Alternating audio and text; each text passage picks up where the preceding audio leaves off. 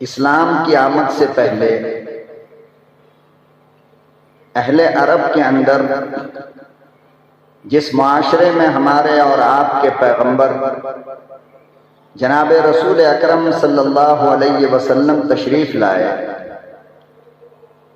आपकी तशरीफ आवरी से पहले अरब में जहां बहुत सारी बुराइयां मौजूद थी, जिसका जिक्र मैंने एक दो जुमा कबल किया था, उनमें एक बहुत बड़ी गंदगी और बहुत बड़ी बुराई नशे की थी। कोई घर ऐसा नहीं था जिसमें शराब बनती न हो और उस घर वाले शराब पीते न हो।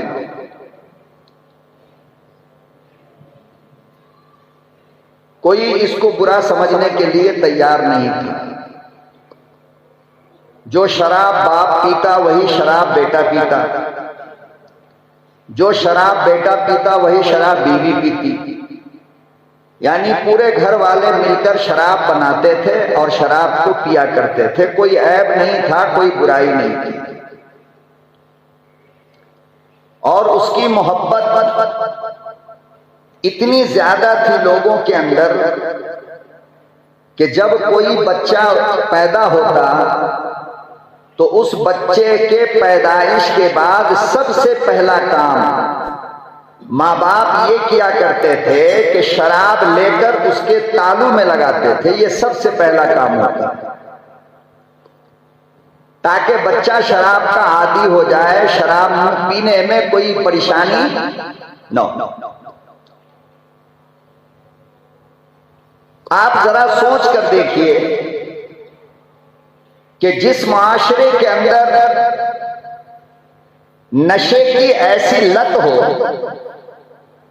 जिस माशरे के अंदर नशे को ऐब न समझा जाए, जिस माशरे के अंदर नशे में लोग हर वक्त दीवाने रहते हो, नशे के आदी रहते हो, उस माशरे की हालत क्या हो।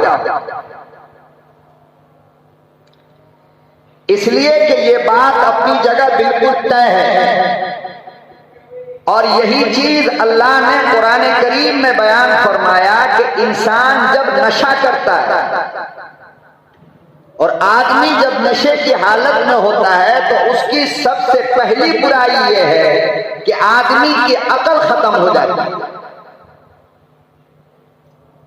अब उसके सामने कोई मौलाना आए उसे भी नहीं पहचानेगा वो, उसके सामने कोई जानवर आ जाए उसे भी नहीं पहचानेगा, उसके सामने बीवी आए या बेटी आए या माँ आए, तीनों में कोई फर्क नहीं कर सकता है कि माँ कौन है, बेटी कौन है और बीवी कौन।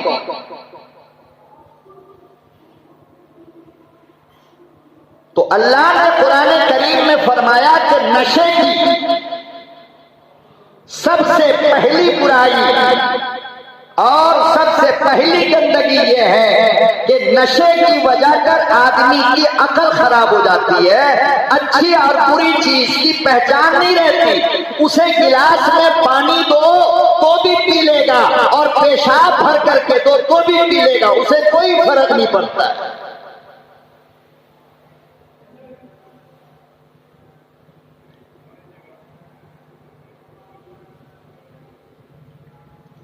और ये आदत इस्लाम के आने के बाद अच्छे अच्छे लोग, बड़े बड़े लोग, आला खानदान के लोग, आला तालीम याफ्ता लोग भी पिया करते थे और कोई ऐब नहीं समझा जाता।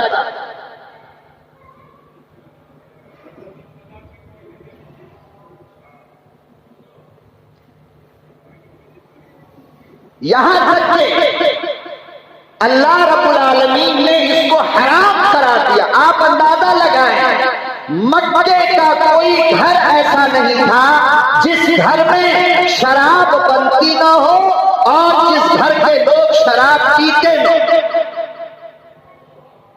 ईमान लाने के बाद भी पीते थे लोग, चूंकि अभी हराम हुई नहीं थी, नाजायज हुई नहीं थी, तो हर घर के अंदर लोग क्या करते थे, ईमान वाले भी हैं मुसलमान भी हैं मगर शराब भी पी रहे हैं।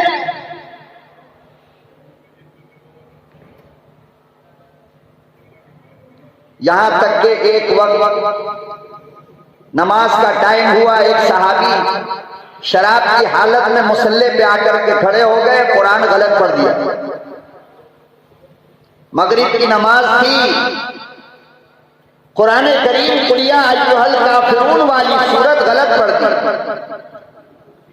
उस वक्त अल्लाह ने फरमाया या अय्युहल्लज़ीना आमनू ला तक़रबुस सलाता, ऐ ईमान वाले जब तुम नशे में रहा करो तो नमाज के करीब मत आया करो, नमाज मत पढ़ा करो।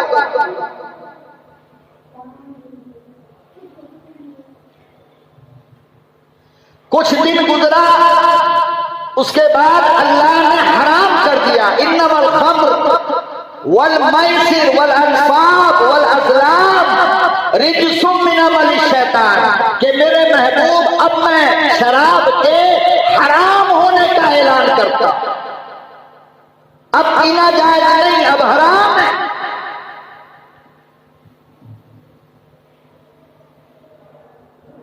तो उलमा ने लिखा है कि मदीने की गलियों में जैसे ही ये अल्लाह का पैगाम लोगों ने सुना, हर आदमी अपने घरों से शराब का बोतल, शराब का मटका, शराब भरा हुआ बर्तन उठाया और रोड पे ला करके फेंक दिया कि अल्लाह ने जब हराम कर दिया तो हम क्यों पिए। तो मदीने में शराब की नाली बहने लगी थी रास्तों पर।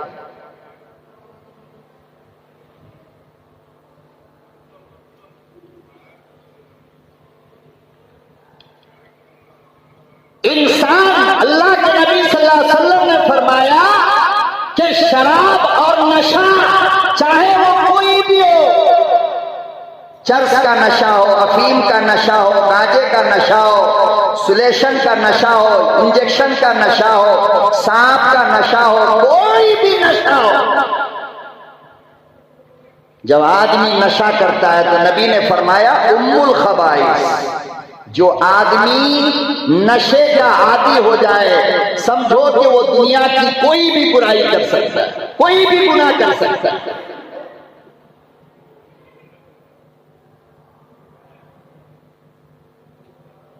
अक्सर तलाक जो मुसलमान अपनी बीवियों को देता है, अक्सरियत उन लोगों की है जो नशे की हालत में होता है। इसलिए कि उसे पता नहीं कि नशे की हालत में हम बोल देंगे साहब 3 तलाक 3 तलाक 3 तलाक, तो क्या होगा ये मालूम नहीं उसे कि तलाक हो जाएगी, बस नशे की हालत में तलाक दे दिया। एक साहब आए मेरे पास, मियां बीवी दोनों,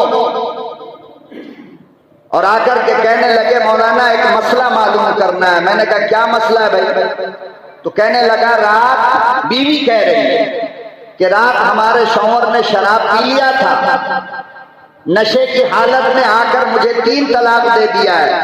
मैंने कहा कि तलाक इतनी नाजुक चीज होती है, इतनी नाजुक चीज कि नशे की हालत में बोलेगा तो भी हो जाएगा, अब कोई गुंजाइश बाकी नहीं है।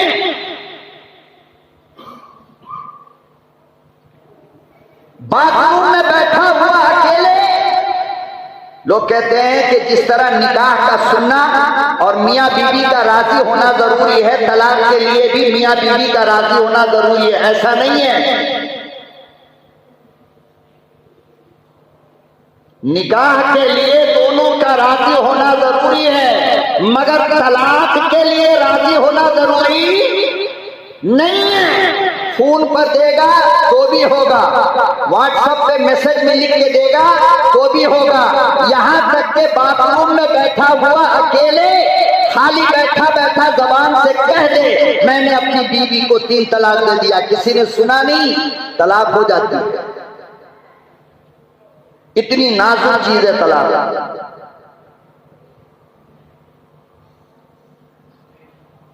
इसलिए लफ्ज़ तलाक ज़बान पर लाना ही नहीं चाहिए। कहने लगी मौलाना अब हम क्या करें? मैंने कहा इस कमीने से पूछो क्या करना है जिसने नशा किया है। कहा मौलाना मैं रखना चाहता हूं। मैंने कहा कि अब तो ऐसे नहीं रख सकते तुम, अब तो ये हराम है तुम्हारे लिए। अब तो इद्दत के बाद तुम्हारी बीवी को निकाह करना पड़ेगा दूसरे मर्द से, फिर दूसरा मर्द तलाक देगा, फिर तुम्हारी बीवी इद्दत पूरा करेगी, उसके बाद तुम्हारे लिए हलाल हो सकती है, फिर तुम निकाह कर सकते हो। कहा वो कैसे होगा? मैंने कहा जैसे शराब पी लिया था। ये नहीं पूछा आकर के कि शराब कैसे पी लिया।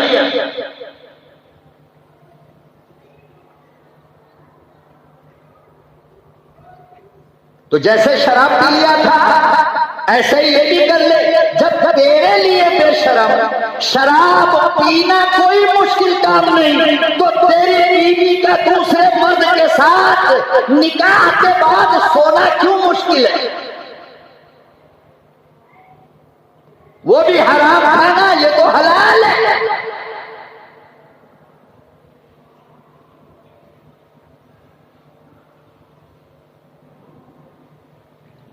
तो लोग नशे की हालत में मजे से तलाक देंगे।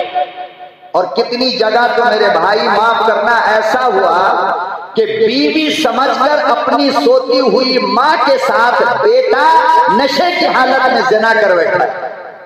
जब मां की आंख खुली तो मां ने शर्म के मारे जाकर खुदकुशी कर लिया। देखो एक गिलास शराब का मां को कहां पहुंचा दिया। किसी शराबी बाप ने बेटी को जाकर पकड़ लिया, नशा उतरा तो बाप ने जाकर खुदकुशी कर लिया। हाय हमने ये क्या किया। इसीलिए आका सल्लल्लाहु अलैहि वसल्लम ने फरमाया कि शराब और नशा ये उम्मुल खबाइस है, तमाम गुनाहों की मां।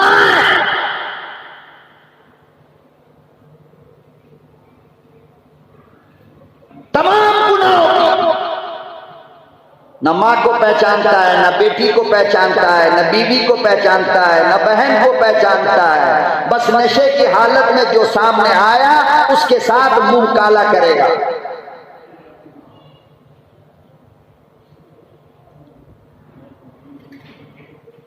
इसीलिए अल्लाह पाक ने कुरान करीम में साफ लफ्जों में ऐलान फरमाया, इन्नमल खम्रु वल मैसिर। लोगों मैंने शराब को हराम करार दे दिया। फरमाया अगर कपड़े पर पेशाब का कतरा लग जाए तो नमाज नहीं होती है, इसी तरह अगर शराब का एक कतरा लग जाए तो नमाज नहीं होती।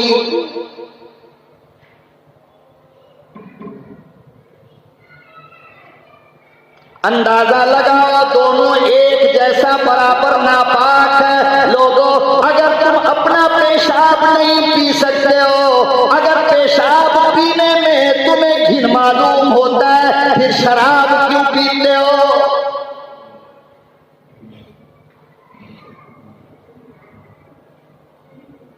शराब को हाथ क्यों लगाते हो? अल्लाह के नबी सल्लल्लाहु अलैहि वसल्लम ने इरशाद फरमाया, जब तक शराब का असर पेट में बाकी रहे, दिमाग से नशा उतर गया, अल्लाहु अकबर, मगर पेट में शराब का असर बाकी है। इरशाद फरमाया जब तक शराब का असर बाकी रहेगा दुआ कबूल नहीं।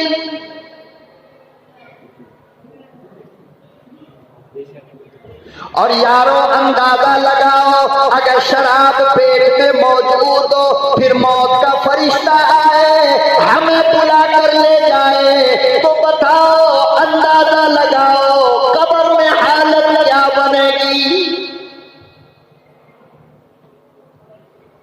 इसी हालत में कब्र में रहोगे, शराब तुम्हारे पेट में होगी। इसी हालत में कयामत के दिन उठोगे, शराब तुम्हारे पेट में होगी।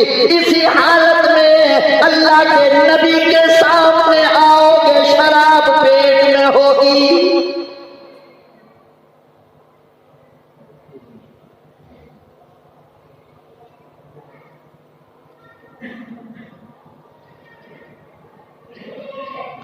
अंदाजा लगा तेरे रब को पता है ये शराब पीकर मरा है, तेरे नबी को मालूम है ये शराब पीकर मरा है। इसी हालत में अल्लाह की अदालत में हाजिर हुआ, अल्लाह पाक ने सवाल कर दिया, अंदाजा लगा कौन बचाने आएगा, कौन तुझे जहन्नम से निजात दिलाएगा। और नबी अल्लाह को कैसे कह देंगे कि ये शराबी जिसके पेट में अभी भी शराब बाकी है ये मेरी उम्मत है, कैसे कोई कहेगा? भाई अगर कोई चोरी करके तेरा जान पहचान वाला पुलिस के पास चला जाए तो हम जाकर ये नहीं कह सकते कि ये चोर मेरा भाई है, कोई कहेगा? बोलो कहेगा कोई?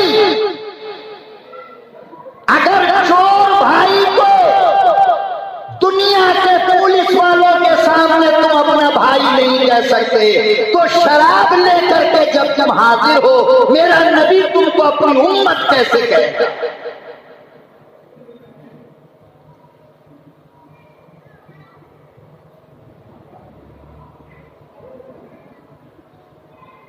और आज मुस्लिम मुआशरा, आज हमारा मोहल्ला, आज हमारा घर, आज हमारा इलाका, आज हमारा गांव 80% नशे में मुब्तला है।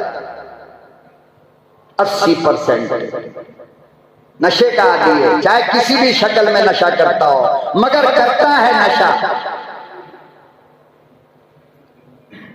छोटे छोटे बच्चे आए हैं महल्ले में, जरा घूम कर देखो, और अगर मौलवी की बात पर यकीन ना आए ना तो मगरिब की नमाज पढ़कर जरा अपने कब्रिस्तान के चारों तरफ एक चक्कर मारो, पता चल जाएगा। कब्र पर बैठकर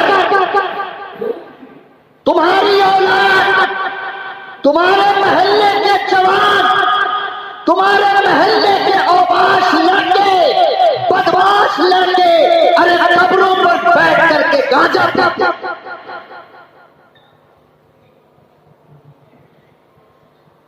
चार छोकरे की टोली उधर बैठी होगी, सुलेशन मार रहा होगा, चार छोकरा इधर बैठा होगा, गांजा मार रहा होगा। ये हमारा स्कूल है नहीं, उर्दू स्कूल, जरा आ जाओ शाम में स्कूल में आकर के तमाशा देख लो।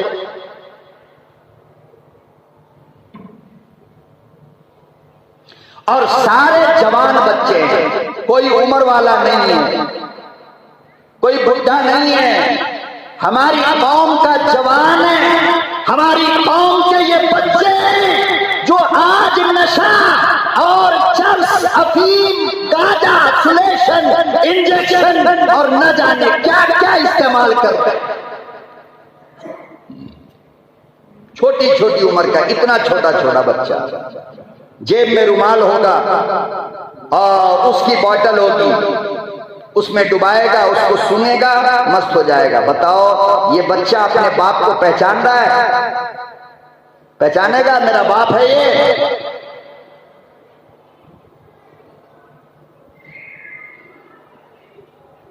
और अजीब इत्तेफाक देखो कि इनके दिल से मौत का डर कैसा निकल गया। मेरे नबी ने फरमाया था कि अक्सर कब्रिस्तान जाया करो ताकि कब्र को देखकर तुम्हें अपनी मौत याद आए, मगर ये तो कब्रे पर बैठ करके पी रहा, कब्रिस्तान में जाके पी रहा। लोग ताश खेलते, जुआ खेलते कब्रिस्तान में,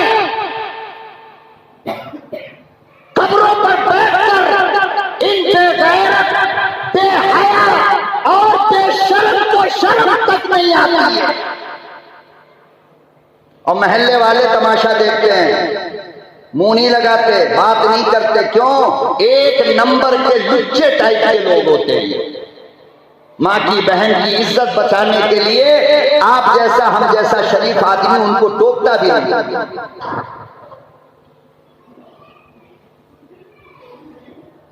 आप बताओ कितना डर निकल गया अल्लाह का दिल से, हैं? सारी दुनिया को छोड़कर और कब्रिस्तान में बैठकर नशा कर रहा है। कब्रिस्तान में बैठकर जुआ खेल रहा है, कब्रिस्तान में बैठकर ताश खेलता है, कब्रिस्तान में बैठकर लूडो खेलता है, कब्रिस्तान में मैच खेलता है, क्रिकेट खेलता है।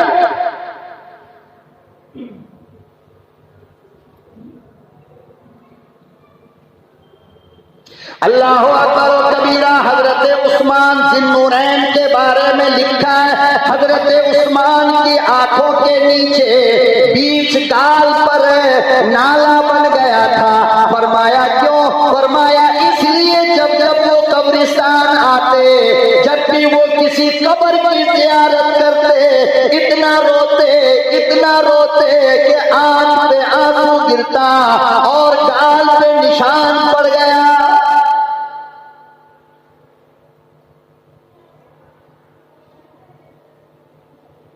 आज मेरी कौम के बच्चे, मेरे कौम के जवान, आज मेरी कौम के लोग इसी कब्रिस्तान में जाकर इन्हीं कब्रों पे बैठकर नशा करते हैं।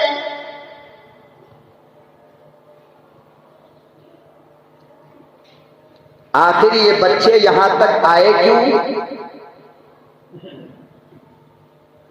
आखिर ये नौजवान 16 साल का, 15 साल का, 20 साल का यहां तक आया कैसे? नशे का आदी बना कैसे? फरमाया इसमें सबसे पहला रोल और सबसे पहली गलती मां की है और बाप की है। किसकी है? मां की और बाप। क्या गलती? फरमाया गलती ये हुई कि तुमने अपने बच्चे को बचपन से तरबियत नहीं किया, अल्लाह का याद नहीं करवाया, अल्लाह का डर उनके दिलों के अंदर नहीं बैठाया।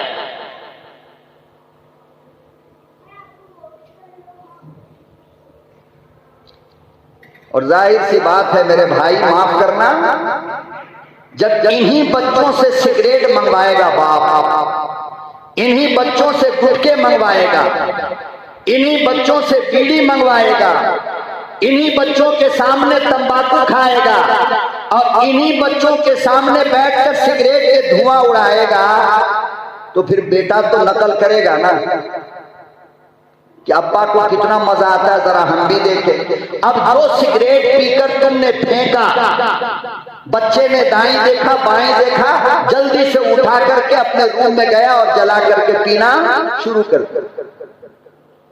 गलती किसकी है? फिर तुम उम्र वाले हो,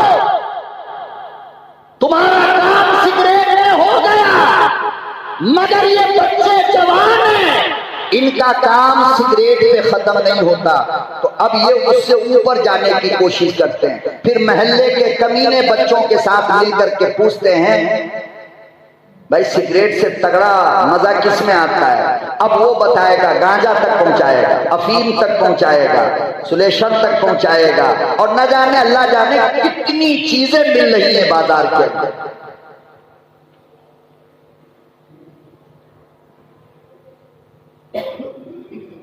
सबसे बड़ी गलती बच्चों के बिगड़ने में, सबसे बड़ा कसूर, याद रखना ये बात, माँ बाप का होता है। बच्चे खुद नहीं बिगड़ते, माँ बाप बिगाड़ते हैं।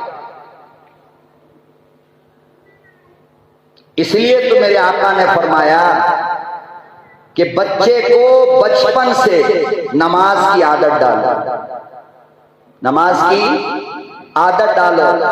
बाप के लिए फर्ज है कि बच्चे का हाथ पकड़ के मस्जिद का रास्ता बताए। 14 साल का हो जाए नमाज ना पढ़े तो नबी ने फरमाया मारो, लेकिन 14 साल में मारोगे, और बच्चा मार तभी बर्दाश्त करेगा जब 14 साल से पहले आपने उसके दिल में अल्लाह की मोहब्बत डाल दी होगी। वरना 14 साल तक आजाद छोड़ दिया, 14 साल के बाद मारोगे तो उसी डंडे से तुम्हारी भी पिटाई होगी, तुम्हें भी मारेगा।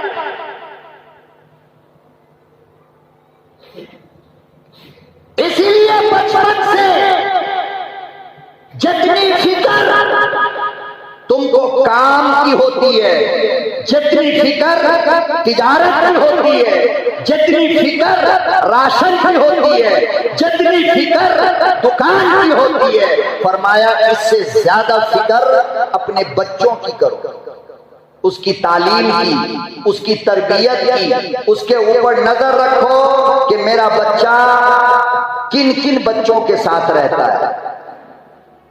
हम लोग कमाने में खाने में इतने मस्त हो गए, इतने मस्त हो गए माशाअल्लाह कि बच्चों का पता ही नहीं है मेरा बच्चा दिन में गया था कहाँ, किसके साथ खेलता है, किसके साथ रहता है, क्या क्या करता है, हमें इसकी फिक्र बिल्कुल भी नहीं।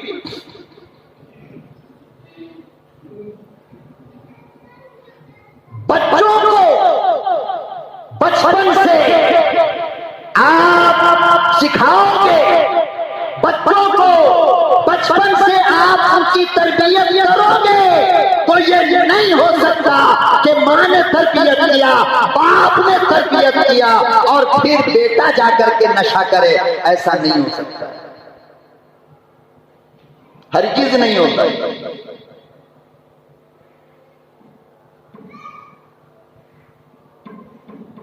हजरत ख्वाजा कुतुबुद्दीन बख्तियारी काकी रहमतुल्लाह अलैह, जिनकी कब्र आज भी दिल्ली के कुतुब मीनार के अंदर मौजूद है, वो मुगल बादशाहों के पीर थे। वो किसके? मुगल बादशाहों के पीर थे। आप अंदाजा लगाओ कि बादशाहों का जो पीर होगा वो कितना बड़ा अल्लाह वाला होगा। लेकिन अल्लाह वाला बना कैसे? कोई जवान होकर के खुद ब खुद अल्लाह वाला नहीं बनता। याद रखो, जो पेड़ बचपन में सीधा होगा वो आगे चलकर भी क्या होगा? बोलो भाई।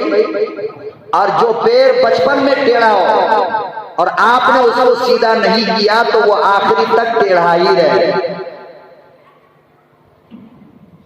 दरख्त पे मेहनत करने वाले, खेत पे मेहनत करते हो तो बेहतरीन धान निकलता है, अपने बाग में मेहनत करते हो तो बेहतरीन आम आता है, बेहतरीन जाम फलता है। बच्चों पे मेहनत करोगे तो वो बेहतरीन नहीं होगा। लेकिन बताओ, आम के झाड़ पे मेहनत कब से किया? लगाने के 1 साल बाद, या जिस दिन लगाया उसी दिन से देख रहे हो कितना पानी चाहिए, कितना खाद चाहिए, कितना धूप चाहिए, कितना सीधा होनी चाहिए, ये सब आप बचपन से देख रहे हो नहीं? उसके बाद वो दरख्त बड़ा होता है, फिर बेहतरीन आम निकलता है वहां से। बिल्कुल यही हालत हमारे बच्चों की है कि आप बचपन से उनको देखो, फिर ये बड़ा होगा तो बेहतरीन फल आएगा, जिससे आपकी आंख भी ठंडी होगी, आपका दिल भी सुकून में रहेगा। वरना बचपन से नहीं देखोगे तो जवान होकर हर वक्त आंख से आंसू गिरेगा और दिल में तकलीफ होगी। फिर मुल्ला और मौलवियों के पास जाओगे, हजरत बेटा बिगड़ गया, कोई तावीज दे दो। बेटा 1-2 दिन में नहीं बिगड़ा है, बल्कि बचपन से बिगड़ा है, तावीज से होने वाला क्या है?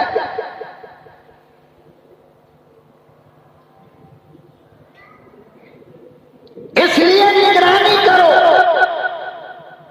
काम आगे करो, पीछे करो, अपनी जरूरियात आगे करो, पीछे करो, लेकिन अल्लाह का तुम्हें वास्ता है लोगों, अपने बच्चों के लिए वक्त निकालो, बच्चों की तरबियत के लिए वक्त निकालो। बच्चे को गंदा बनने से और शराबी जुआरी बनने से बचाने के लिए वक्त निकालो। बच्चों पे कड़ी नजर रखो।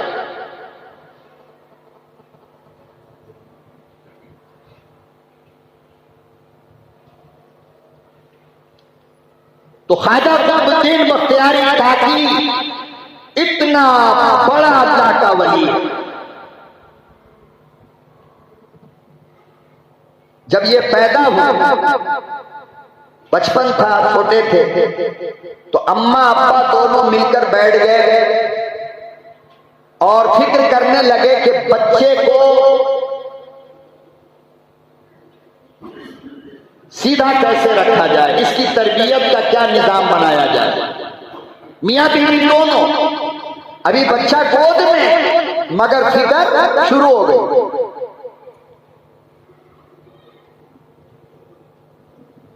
और फिक्र वहीं से करनी है, बल्कि मां को चाहिए कि जिस दिन बच्चा तुम्हारे पेट में शुरू हुआ उस दिन से फिक्र करो। नबी करीम सल्लल्लाहु अलैहि वसल्लम ने फरमाया कि मां को चाहिए कि 9 महीने तक जब तक बच्चा पेट में है फिक्र करे कि हमारा बच्चा अच्छा कैसे होगा, हमारा बच्चा अच्छा कैसे होगा, हमारा बच्चा नेक कैसे होगा, हमारा बच्चा शरीफ कैसे होगा, हमारी बेटी इज्जत वाली कैसे होगी। फरमाया जब वो पेट में है उस वक्त फिक्र करो। या रसूल अल्लाह कैसे फिक्र करे? फरमाया कि जब बच्चा पेट में हो ज्यादा तिलावत किया करो, कुरान की तिलावत ज्यादा करो, तहज्जुद की पाबंदी करो, गैर मर्दों से अपने आप को बचाओ, उनके सामने कभी ना आओ। फरमाया कि अगर तुम्हारे पेट की हालत, अगर बच्चा पेट में हो और गैर मर्द ने तुमको देखा तो बच्चा बेशर्म पैदा हो, बेहया पैदा हो। हलाल खाओ, ज्यादा रोजा रखो, ज्यादा तिलावत करो, तहज्जुद में रो रो कर अल्लाह से मांगो, अल्लाह हमारे बच्चे को नेक बनाए।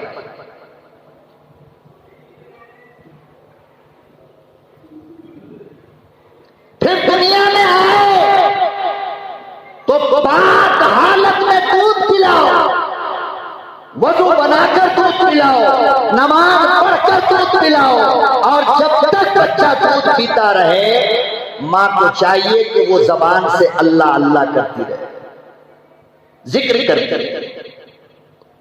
मगर एक तरफ बच्चा दूध पी रहा है और दूसरी तरफ मां मोबाइल में गंदी फिल्में देख रही है, तो बताओ ये बच्चा अच्छा होगा? ये बेटी नेक होगी?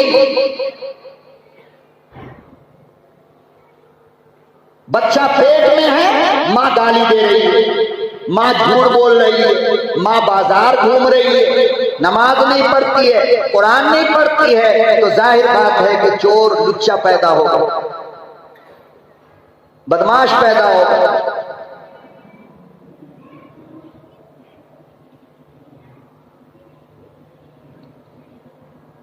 हजरत ख्वाजा कुतुबुद्दीन बख्तियारी काकी की अम्मा, आपकी वालिदा वाली दोनों बैठ गए और कहने लगे बच्चे की तरबियत का निजाम क्या होगा, बच्चे को शरीफ बनाने का तरीका क्या होगा, बच्चे के दिल में अल्लाह का डर बैठाने का निजाम कैसे बनेगा।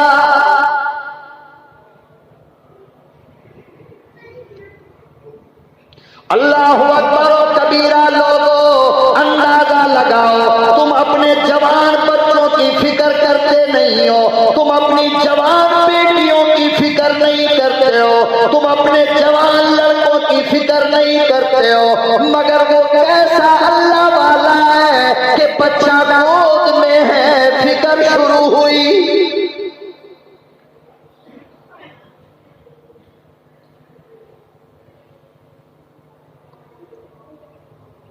थोड़ा बड़ा हुआ बच्चा, थोड़ा बड़ा हुआ, बाप ने फौरन मदरसे में ले जाकर डाल दिया। कहां डाला? बोलो भाई, कहां डाला? मदरसे में ले जाकर के डाल दिया। मदरसे में डाल दिया, बच्चा पढ़ने लगा। देखो तरबियत का अंदाज, बच्चे को अच्छा बनाने का तरीका क्या होता है, इन लोगों से सीखो। बच्चा डेली मदरसा जाता, वापस आता। कुछ दिनों के बाद माँ बाप ने कहा कि अब बच्चे के दिल में अल्लाह का यकीन और अल्लाह की मोहब्बत डालने की आदत शुरू करनी चाहिए।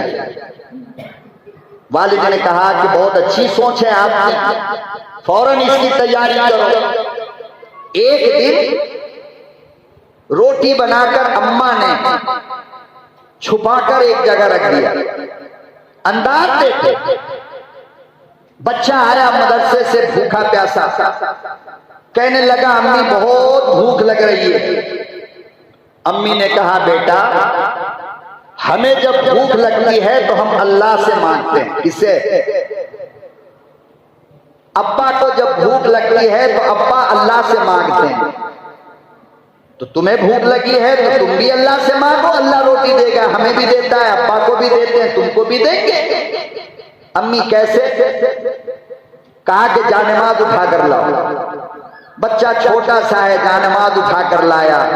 माँ ने फरमाया कि उसे बिछाओ। तुम बिछाकर मत देना, याद रखो ये बात, बच्चे को खुद कहो बिछाने के लिए, और एक बार बच्चा टेढ़ा बिछाएगा, उल्टा बिछाएगा, आप उसको कहो बेटा खाने काबा इधर है, इधर बिछाया जाता है। मैं कसम खाकर कहता हूं अल्लाह उसे 200 साल की उम्र भी दे दे तो वो भूल नहीं सकता है, ये सब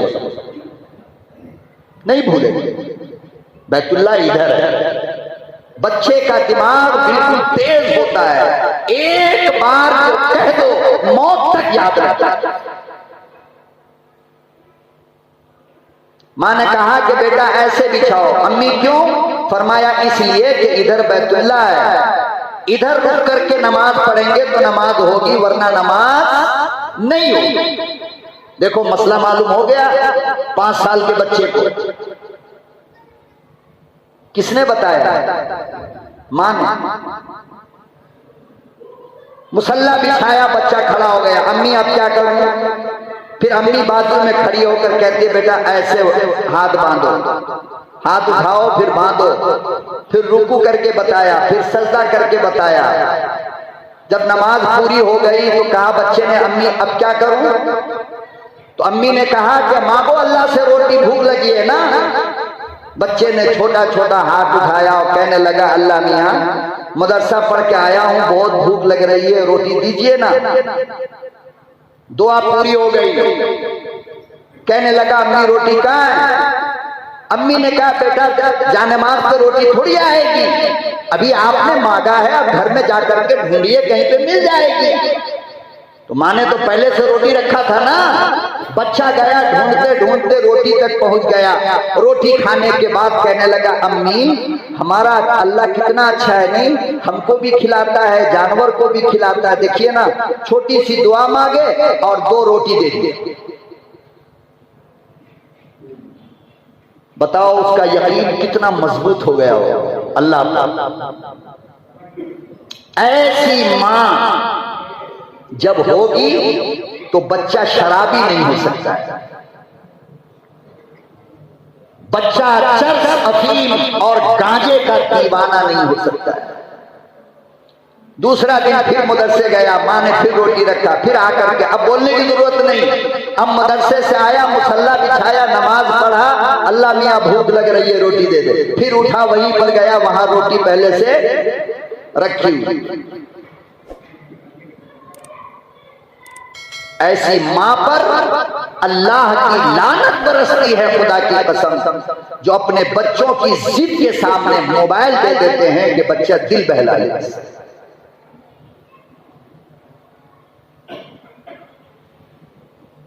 अचानक एक मर्तबा बच्चा मदरसा गया और मां को याद न रहा। दूर रिश्तेदार के यहां शादी थी, जल्दी जल्दी में बेचारी रोटी बनाए बगैर रिश्तेदारी में चली गई शादी में शरीक होने के लिए। जब वहां पहुंची, बच्चे के आने का टाइम मालूम हुआ और ये ख्याल आया कि आज तो हमने रोटी रखा नहीं है, आज तो पूरा रात खुल जाएगा। बच्चे के दिल में तकलीफ होगी कि मम्मी झूठ बोलती थी। अल्लाह अकबर और कबीरा किताब में लिखा है, वही रोने लगी। जल्दी जल्दी बुर्का पहना, भागी हुई चलकर आ रही है, साथ में रोती भी जा रही है, अल्लाह से कहती जा रही है मेरे परवरदिगार मेरी इज्जत बचा। इलाहुल आलमीन मैंने तेरे लिए ये काम किया करता करती थी। मैं तेरा यकीन पैदा करने के लिए बच्चे को ये आदत डाला करती थी। आज मुझसे गलती हो गई, मेरे मौला मेरी आबरू की हिफाजत फरमा, मेरी लाज रख ले।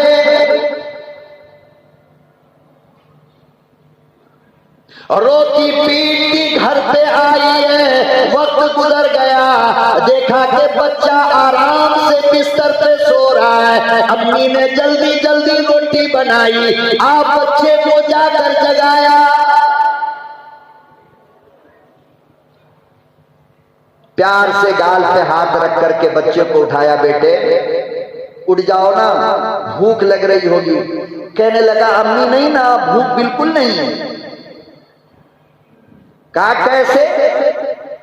कहा कि हाँ, मदरसे से आया, मुसल्ला बिछाया, दुआ मांगी, किचन में गया तो बेहतरीन क्वालिटी की रोटी वहीं रखी हुई थी, बनी बनाई। मैं खा करके सो गए। और आगे जो बात उस बच्चे ने कहा है, अपने रब को देखो, वो कैसा करीम है। वो फरमाता है मेरे बंदो तुम एक कदम बढ़ो मेरी तरफ। कितना? एक कदम। तुम्हारा रब तुम्हारी तरफ 10 कदम दौड़ के आता है। तुम कोशिश तो करो, करते ही नहीं।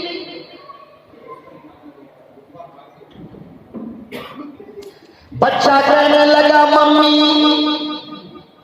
आज जिस बर्तन में रोटी रखी थी वो बर्तन भी अलग था। फरमाया मम्मी तुम जो सालन दिया करती थी आज सालन भी अलग था। फरमाया अम्मी जान आज तो रोटी का मजा भी अलग था।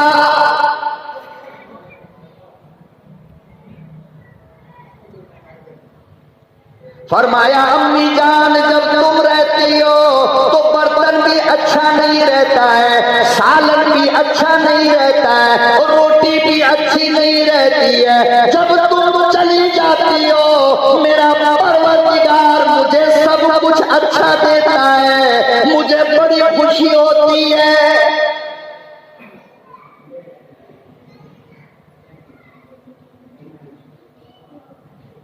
माँ ने इतनी अच्छी तरबियत किया, माँ ने इस तरह आदत बनाई, माँ ने इस तरह मेहनत किया। लोगों फिर जमाने में देखा इतना बड़ा अल्लाह का वली बन गया।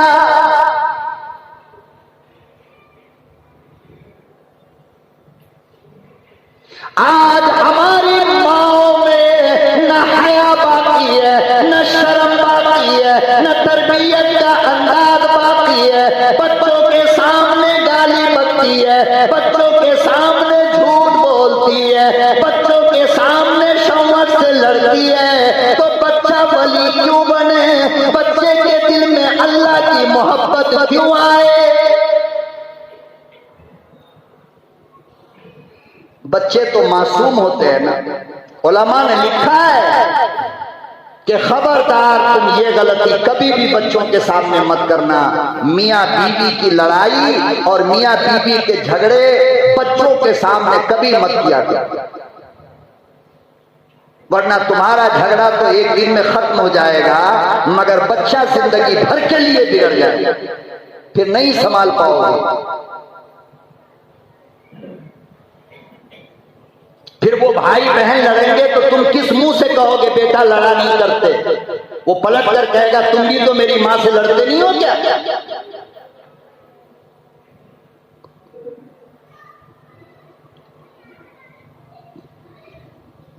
कुरान करीम उठाकर देखो, तमाम नबियों ने अल्लाह से झोली फैलाकर यही दुआ मांगी, रब्बना हब लना मिन अज़वाजिना व दुर्रिय्यातिना कुर्रता आयुन।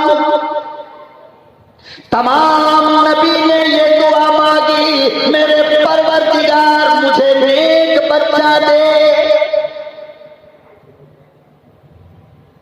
इब्राहीम ने मांगा, इस्माईल ने मांगा, यहया ने मांगा, जकरिया ने मांगा, नूह ने मांगा, अय्यूब ने मांगा, तमाम नबियों ने नेक बच्चा मांगा। कुरान है ना। क्यों? कहते हैं कुर्रत आयुन, अल्लाह मुझे ऐसा बच्चा दे दे जो मेरे आंख को ठंडक पहुंचाए। जब तुम्हें कोई आकर कहता है ना घर में कि आपका बेटा कब्रिस्तान में कब्र पे बैठ करके गांजा पी रहा है, तो दिल कितना खुश होता होगा नहीं? आंख कितनी ठंडी होती होगी नहीं? खुशी होती है ना। लेकिन जब आपका कोई आकर कहे कि भाई साहब तुम सो रहे हो, तुम्हारा बेटा तहज्जुद पढ़ रहा है, खुदा की कसम शुगर भी लेवल हो जाता है मरीज का, बीपी भी नॉर्मल हो जाता है। खुशी में अल्लाह मुझे इतना प्यारा बच्चा दिया। तो अंबिया कहते थे अल्लाह मियां ऐसी औलाद दीजिए कुर्रत आयुन, जो हमारी आंख को ठंडक पहुंचाए। क्या पहुंचाए? अरे बोलो क्या पहुंचाए? अरे एक बेटी वो है जो रातों को उठकर कुरान की तिलावत करती है। तुम पेशाब करने के लिए रात में उठे, तुम्हारी नजर बिटिया पे पड़ गई, देखा तो मेरी जवान बेटी कुरान करीम की तिलावत कर रही है। अगर तुम बाप हो और ओरिजिनल बाप हो, तो मैं तुमसे पूछना चाहता हूं कि तुम्हारे दिल को खुशी मिलती है नहीं मिलती है? तुम्हारी आंख ठंडी होती है नहीं होती है? लेकिन एक वो बेटी कि जब रात में तुम्हारी आंख खुली तो देखा बेटी गायब है, पता चला वो तो किसी और के साथ जा चुकी है, फिर तुम्हारे दिल को क्या होता है? तकलीफ नहीं होती? तो नबी क्या मांगते थे? मेरे अल्लाह ऐसी औलाद दे कि जिस औलाद को देखकर, जिस औलाद के कलमे को देखकर, जिस औलाद के लिबास को देखकर, जिस औलाद की आदत को देखकर, जिस औलाद की अखलाक को देखकर मेरे मौला मेरी आंख को ठंडक हो।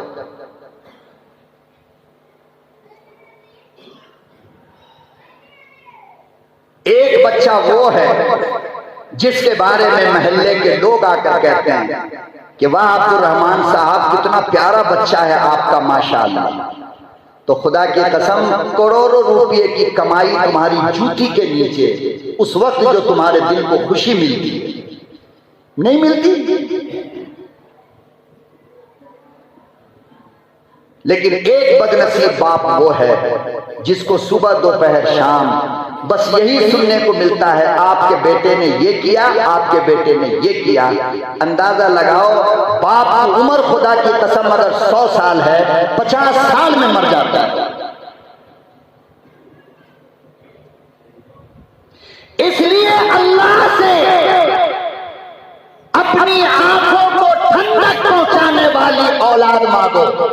और जब औलाद अल्लाह दे दे तो बेटा हो या बेटी, काम को आगे पीछे करो, दुकान को आगे पीछे करो और अपने बच्चे की तरबियत की फिक्र करो, अपने बेटे और बेटी की तरबियत की फिक्र करो कि मेरे बेटे बेटी के दिल के अंदर अल्लाह की मोहब्बत कैसे आएगी। मौलाना ज़करिया कादरी रहमतुल्लाह अलैह ने फ़ज़ाइल सदक़ात के अंदर एक वाक़या लिखा है कि किसी जमाने में एक बड़ी नेक औरत थी जिसका नाम था हानिया।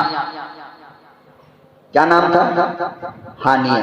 बड़ी नेक, बहुत नेक।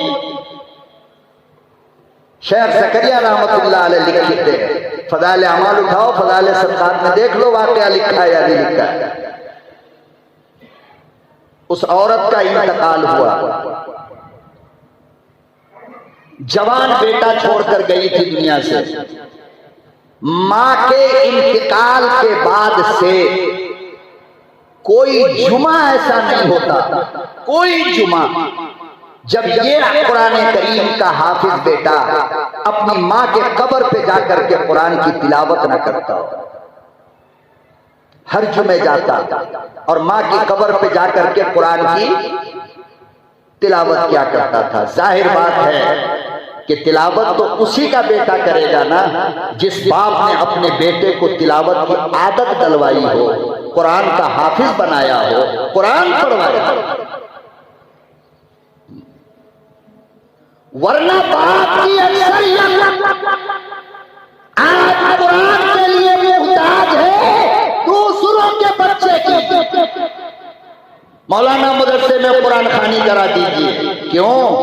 आपकी बीवी कुरान नहीं पढ़ती, आपकी बेटी कुरान नहीं पढ़ती, आपका बेटा कुरान नहीं पढ़ता। क्यों नहीं सिखाया आपने कुरान बेटे को? क्यों नहीं सिखाया आपने कुरान बेटी को कि तेरे इंतकाल के बाद तिलावत करता और तेरी मग़फ़िरत की दुआ मांगता? मैं कसम खाकर खुदा के घर में कहता हूं, ये मरकज मस्जिद है कि आज इस कौम को LKG UKG नर्सरी की जितनी फिक्र है, अल्लाह की कसम अगर उसका 5% फिक्र अपने बच्चों के कुरान की हो जाए तो बच्चा कुरान का हाफिज बन जाएगा। लेकिन आज तुम्हें नर्सरी LKG UKG और 10वीं तक की तो फिक्र है, मगर कुरान करीम पढ़ाने की तुम्हें फिक्र नहीं है। मैं तो कहता हूं अल्लाह से डरो। अल्लाह को क्या जवाब दोगे कयामत के दिन? ये बेईमानी अल्लाह नहीं पूछेगा कि कुरान से क्या नफरत हो गई थी जो मुफ्त में पढ़ाने वाला मौलवी मिला फिर भी नहीं पढ़ाया। और LKG ट्यूशन की फीस 5-5 हजार देकर पढ़ाते हो, 10-10 हजार देते हो, 50-50 हजार रुपया स्कूल का फीस देकर के तुमने अंग्रेजी तो पढ़ाया, मगर 500 रुपया फीस देकर तुमने रब का कुरान नहीं पढ़ाया। ये नमक हरामी नहीं तो और क्या है?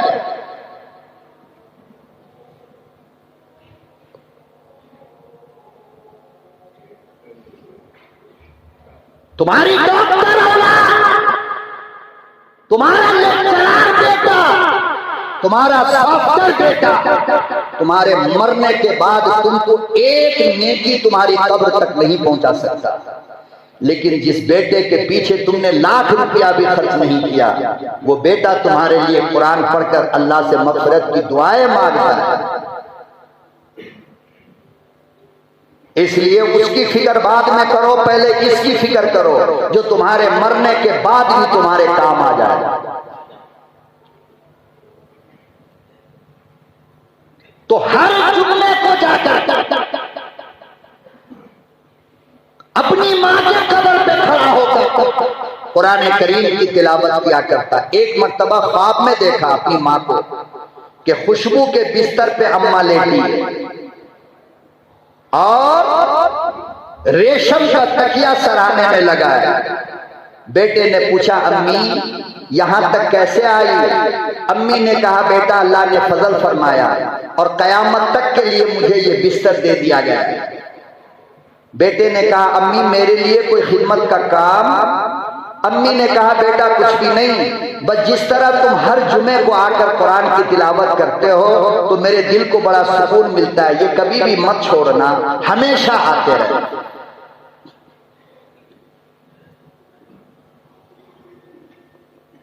अल्लाह अकबर कबीरा शेर ज़करिया रहमतुल्लाहि अलैह लेते हैं, मौत तक ये बेटा जाता रहा। कुरान करीम की तिलावत करता रहा।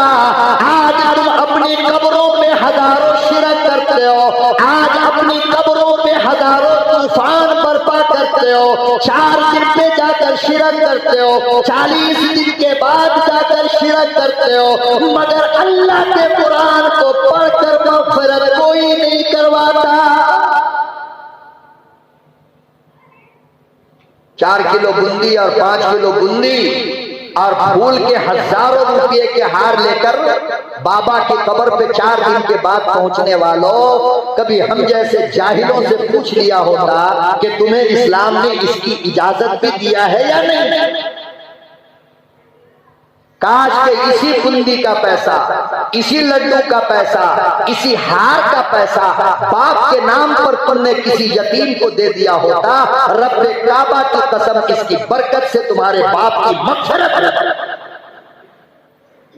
लेकिन नहीं, हमें तो मरे हुए बाप पर भी मेहरबानी दिखाना है दुनिया को। मैं बड़ा बेटा इतना मोटा लेके गया था, 50 किलो लड्डू बांटा मैंने, देखो मैं बाप को कितना मानता हूं।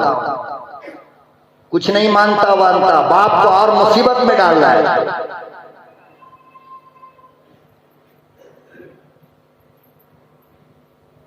अल्लाह अकबर व कबीरा। वो नेक बेटा सोया हुआ है बिस्तर लगाकर,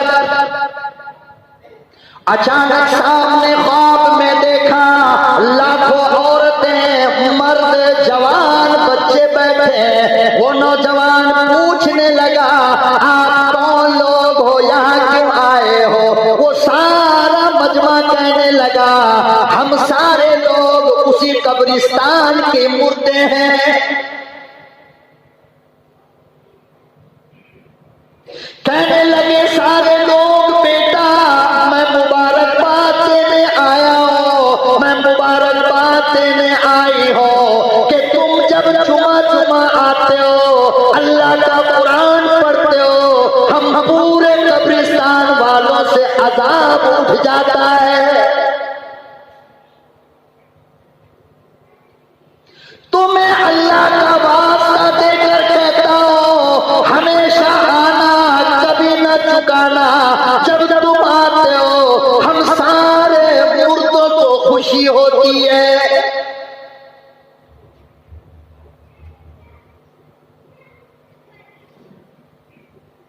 इसीलिए इमामुल अंबिया महबूबे किबरिया हजरत मोहम्मद मुस्तफा सल्लल्लाहु अलैहि वसल्लम ने इरशाद फरमाया, लोगों कब्रिस्तान के दरवाजे पे पहुंचो, पूरे कब्रिस्तान वालों के लिए अल्लाह से मग़फ़िरत की दुआ मांगो। खाली बाप के लिए क्यों, खाली माँ के लिए क्यों? कंजूस तुम हो सकते हो, मेरा अल्लाह कंजूस नहीं। जब अल्लाह ने मौका दिया है, कब्रिस्तान के गेट पे खड़े हो जाओ और वहीं से कहो, अल्लाह पूरे कब्रिस्तान वालों की मग़फ़िरत फरमा। अगर वो मग़फ़िरत कर दे तो उसके खजाने में कमी क्या है? उस पूरे में हमारी माँ भी आएगी, हमारे बाप भी आएगा। मगर मेरे मोहतरम बुजुर्गों और दोस्तों, बात फिर वही गई कि ऐसी औलाद आएगी कहां से? जब बचपन से हम उसको देखेंगे, उसकी तरबियत करेंगे, उसको संभालेंगे, कुरान पढ़ाएंगे, नमाज सिखाएंगे, तालीम दीन देंगे, तो ऐसे बच्चे आएंगे ना। इसलिए मेरे मोहतरम, हम लोगों से जितना जुर्म कसूर होना था वो हो गया। खुदा के वास्ते अब अपने बच्चों की हिफाजत करो, उनकी तरबियत की हिफाजत करो। जितनी मेहनत हो सके बच्चों को गुनाहों से बचने की तालीम दीजिए, बच्चों की तरबियत कीजिए, ताकि कौम से ये नशे की हालत, शराब की लालत और ये गंदे जवान बच्चे जो होते जा रहे, बिगड़ते जा रहे हैं, आने वाला बच्चा जवान होकर के फिर ना बिगड़े। अल्लाह पाक हमें और आपको अमल की तौफीक अता फरमाए। व आखिर दावाना अनिल हम्दुलिल्लाहि रब्बिल आलमीन।